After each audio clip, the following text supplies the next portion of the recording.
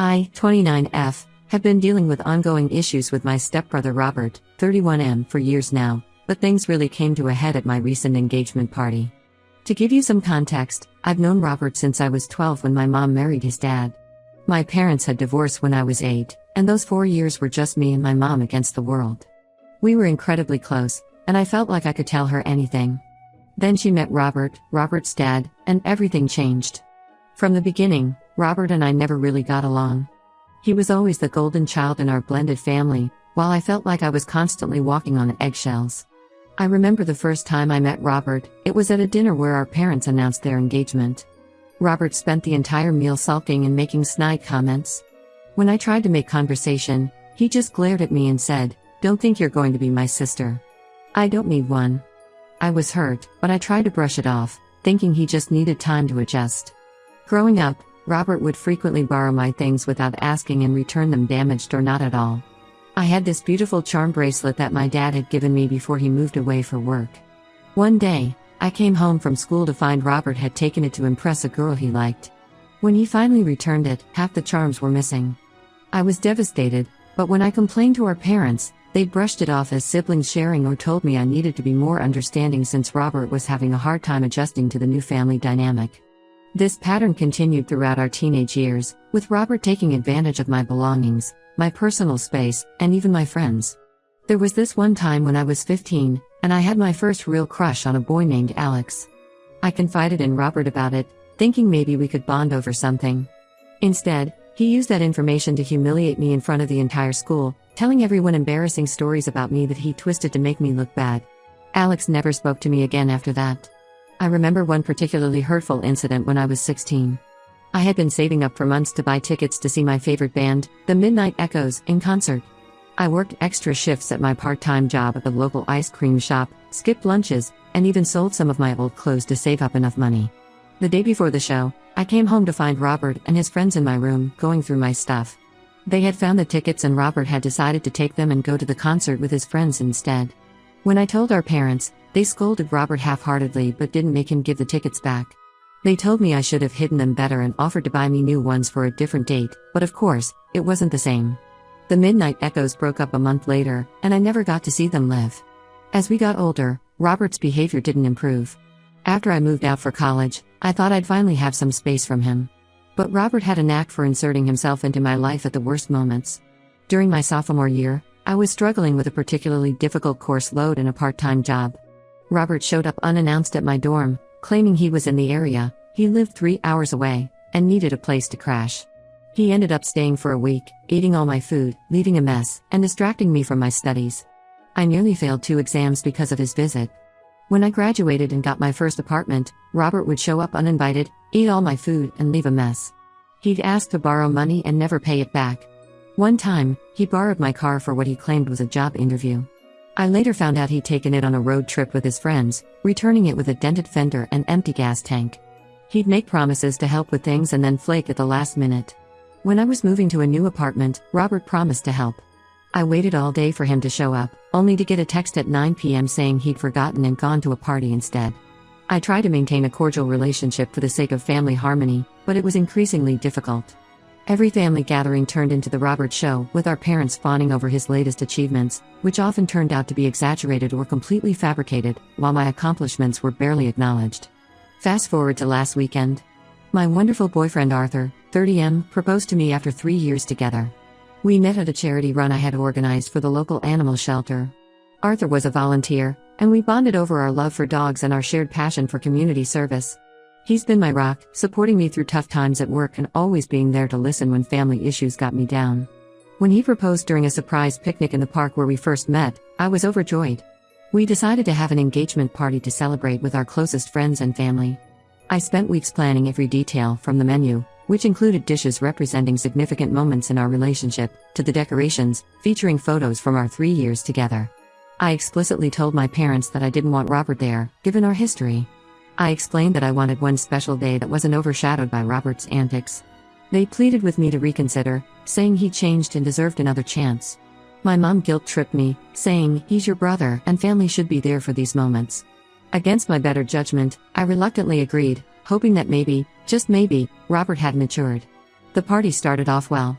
Our friends and family were mingling, everyone was congratulating us, and the atmosphere was joyful. Arthur's parents, who had flown in from out of state, were chatting happily with my mom and stepdad. My best friend from college, Sylvia, had surprised me by flying in for the event. Everything was perfect. Then Robert showed up, 3 hours late and clearly intoxicated. He stumbled in, spilling his drink on Sylvia's dress, and loudly demanded to know where the good booze was hidden. The special cocktails I had carefully planned, each named after a significant moment in our relationship, weren't strong enough for him.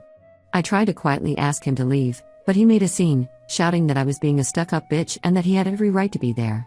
He then proceeded to give an impromptu, slurred speech about how Arthur was too good for me and how I'd always been the family disappointment. He brought up embarrassing stories from our childhood, twisting them to make me look bad. I could see Arthur's parents exchanging concerned glances, probably wondering what kind of family they were marrying into. The final straw came when Robert, in his drunken state, knocked over the table with our engagement cake. The cake, which Arthur's mother had spent days making as a surprise for us, was ruined. It had been a beautiful 3-tiered creation, each layer representing a year of our relationship. Robert just laughed it off, saying we could just order a pizza or something. I lost it. Years of pent-up frustration came pouring out. I yelled at Robert, telling him he was no longer welcome in my life and that I was done trying to maintain a relationship with someone who clearly had no respect for me. I brought up all the times he'd hurt me, from the charm bracelet incident to the concert tickets to the countless times he'd taken advantage of my kindness.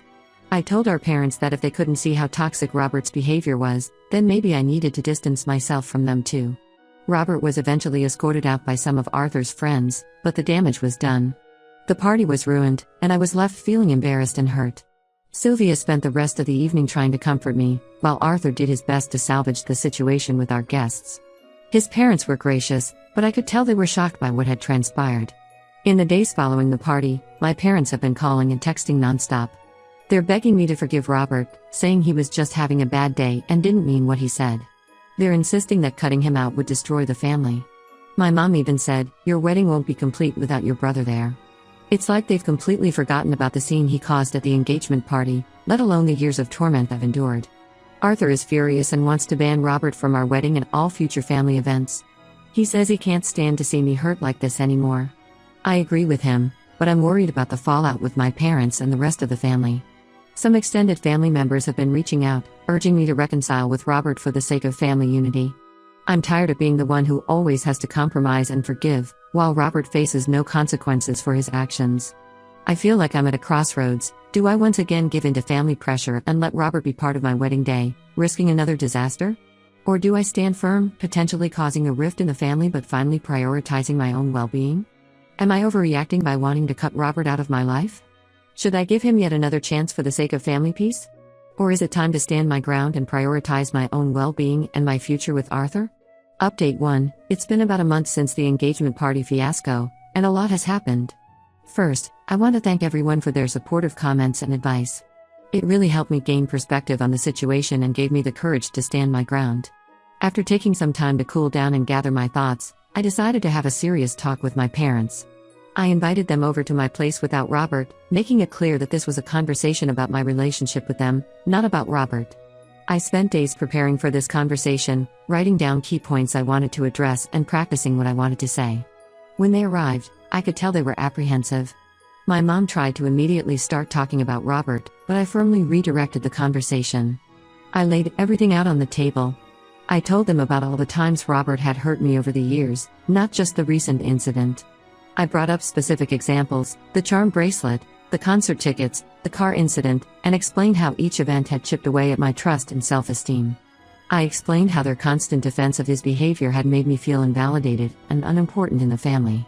I told them about the times I had achieved something I was proud of, like organizing that charity run where I met Arthur, only to have it overshadowed by Robert's latest drama. I was honest about how their pressure to forgive Robert was damaging our relationship, making me dread family gatherings and question my place in the family. To my surprise, my mom broke down in tears. She admitted that they had always known Robert's behavior was problematic, but they were afraid of confronting it. Apparently, Robert had struggled with substance abuse issues in his teens, something I hadn't known, and they were always walking on eggshells, afraid he'd relapse if they were too hard on him. My mom shared a story from when Robert was 16. They had found drugs in his room and confronted him about it. Robert had become so angry that he disappeared for 3 days. They were terrified, imagining all sorts of horrible scenarios. When he finally came home, they were so relieved that they promised themselves they'd do anything to keep him on track. This explained a lot about their permissive attitude towards Robert, but it didn't excuse it. My stepdad was more defensive at first. He talked about how hard it had been to blend our families, how he had always tried to treat me like his own daughter. But as the conversation progressed, he started to see how their approach had backfired. He acknowledged that in trying to help Robert, they had inadvertently hurt me. He admitted that he had often taken the easy route of giving in to Robert rather than confronting the real issues. We talked for hours, bringing up old incidents and working through years of built-up resentment. I shared how I had always felt like an outsider in our blended family, how Robert's constant put-downs had affected my self-esteem well into adulthood. My parents listened, really listened, perhaps for the first time in years. It was emotionally exhausting, but also cathartic. By the end of the conversation, my parents agreed that their handling of the situation had been wrong. They promised to stop pressuring me to forgive Robert and to respect my decision to distance myself from him. My mom, through tears, told me she was proud of the strong woman I had become and that she was sorry for not showing it more often. They also revealed that after the engagement party incident, they had finally confronted Robert about his behavior. Apparently, he's agreed to enter a rehab program for his alcohol issues. While I'm glad he's getting help, I made it clear to my parents that this doesn't automatically fix our relationship. I told them I needed time and space, and that any potential reconciliation would be on my terms, not theirs. We also talked about the wedding. I stood firm on my decision not to invite Robert, and to my relief, my parents didn't push back. They agreed that after his behavior at the engagement party, it would be best for him not to attend. My mom did ask if they could possibly do a small, separate celebration with Robert after the wedding, which I said I'd consider depending on Robert's progress and behavior. As for Arthur, he's been incredibly supportive through all of this. He stood by my decision to talk to my parents alone, understanding that I needed to address these long-standing family issues. When I told him about the outcome of the conversation, he was cautiously optimistic but reminded me that actions speak louder than words. We've decided together that Robert will not be invited to our wedding, regardless of his progress in rehab. Arthur has been clear that his priority is my happiness and well-being, and he'll support whatever decisions I make regarding my family. We've thrown ourselves into wedding planning, which has been a welcome distraction. We're focusing on creating a day that celebrates our love and the supportive community we've built around us. Arthur suggested that instead of a traditional brother-sister dance, which I had been dreading, we could do a special dance with Sylvia, my best friend who's been more of a sibling to me than Robert ever was. I feel like a weight has been lifted off my shoulders. For the first time in years, I feel heard and validated by my parents. There's still a long way to go, and I'm under no illusions that everything is magically fixed. But it feels like a step in the right direction. I'm focusing now on planning our wedding and building a life with Arthur. I'm also considering talking to a counselor to work through some of the lingering issues from my family dynamics.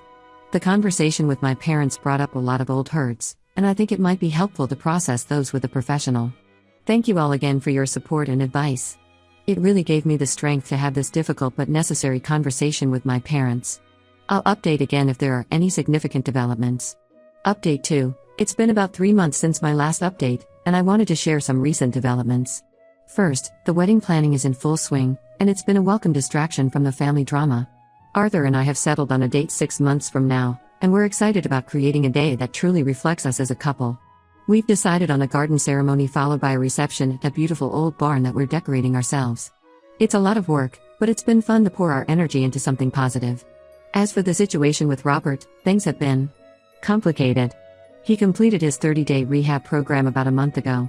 My parents, ecstatic about his progress, immediately started pushing for a family reconciliation. They called me, talking about how Robert was a changed man and how he wanted to make amends. I stood my ground, reminding them of our previous conversation and my need for space.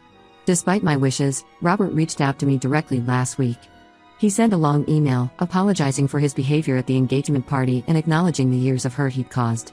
He talked about his struggles with alcohol and how rehab had opened his eyes to the pain he'd inflicted on others. He mentioned specific incidents, the charm bracelet, the concert tickets, the time he humiliated me in front of my crush, and took full responsibility for his actions. The email seemed heartfelt, but I couldn't help feeling skeptical given our history. In his email, Robert also shared some of his own struggles that I hadn't known about. He talked about feeling pressured to live up to our stepdad's expectations, and how he turned to alcohol to cope with feelings of inadequacy. He mentioned that he'd always been jealous of my accomplishments and the easy relationship I seemed to have with our mom. While this provided some context for his behavior, I reminded myself that it didn't excuse it. I shared the email with Arthur, and we had a long discussion about how to proceed. We agreed that while Robert's efforts to change were commendable, 30 days of sobriety didn't erase years of hurt. We decided to respond with a polite but firm email, acknowledging his apology but maintaining our boundaries.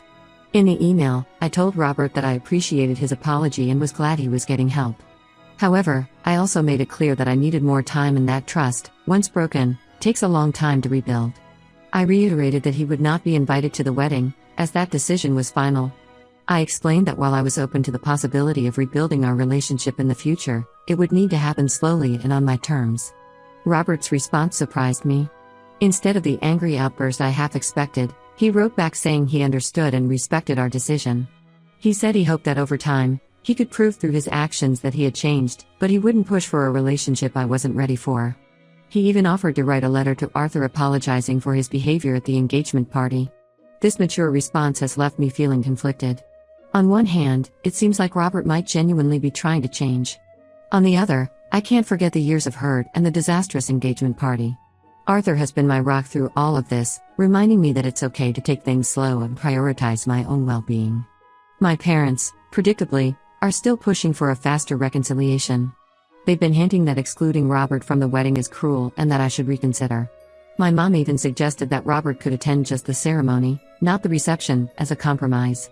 I've had to firmly remind them several times of the boundaries we discussed. It's frustrating, but I'm standing my ground. In an attempt to shift their focus, I've been trying to involve my parents more in the wedding planning. I took my mom dress shopping, and we had a nice day together. For a few hours, it felt like old times, before all the family drama. My stepdad has been helping with some DIY projects for the reception decor. These moments have been nice, but there's still an underlying tension whenever Robert's name comes up. In happier news, Arthur and I have decided to take a short trip next month, just the two of us. We both feel we need some time away from all the wedding planning and family drama. We're going to a small beach town where we had our first weekend getaway as a couple. We're looking forward to relaxing, reconnecting, and remembering why we're going through all this stress in the first place. Sylvia, my best friend, has been an incredible support through all of this. She's taken on a lot of the wedding planning tasks, giving Arthur and me some breathing room. She's also been a great sounding board when I need to vent about family issues. I'm so grateful to have her in my life and even more certain of my decision to have her stand in place of Robert for the sibling dance at the wedding. As the wedding gets closer, I'm trying to focus on the positive. Arthur and I are building a life together, surrounded by friends and family who truly support us. While the situation with Robert is still unresolved, I'm proud of myself for maintaining boundaries and prioritizing my own well-being. As always, thank you all for your support and advice.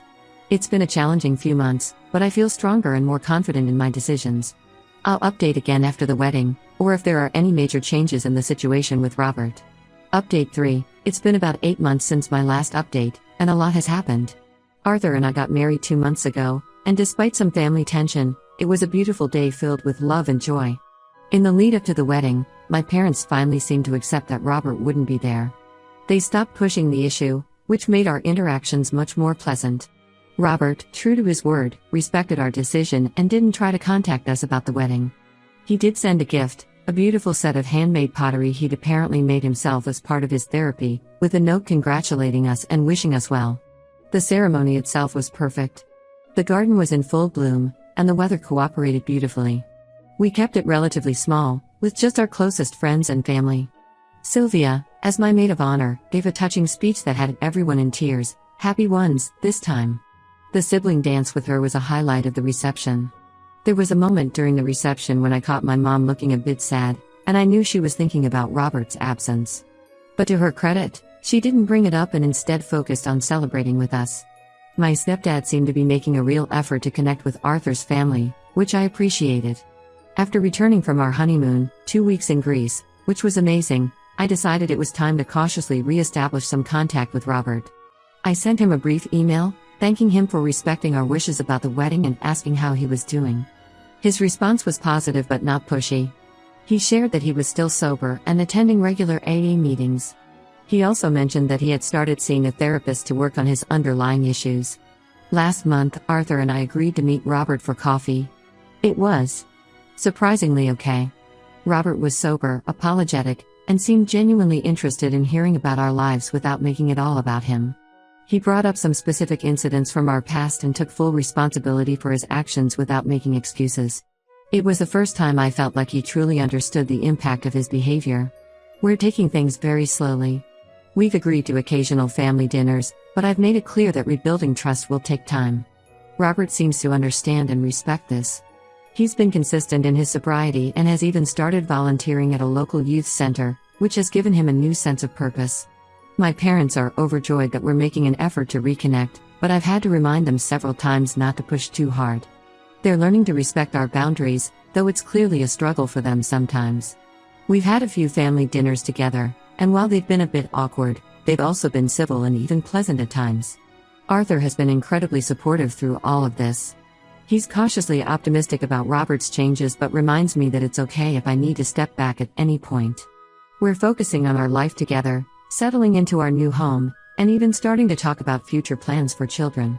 I'm cautiously optimistic about the future of my relationship with Robert, but I'm also proud of myself for maintaining boundaries and prioritizing my own well-being in my marriage. It's been a long, complicated journey, but I feel like I've grown a lot through this experience. Thank you all for your support throughout this whole process. Your advice and encouragement have been invaluable. While I don't think I'll need to post any more updates, know that your kindness has made a real difference in my life.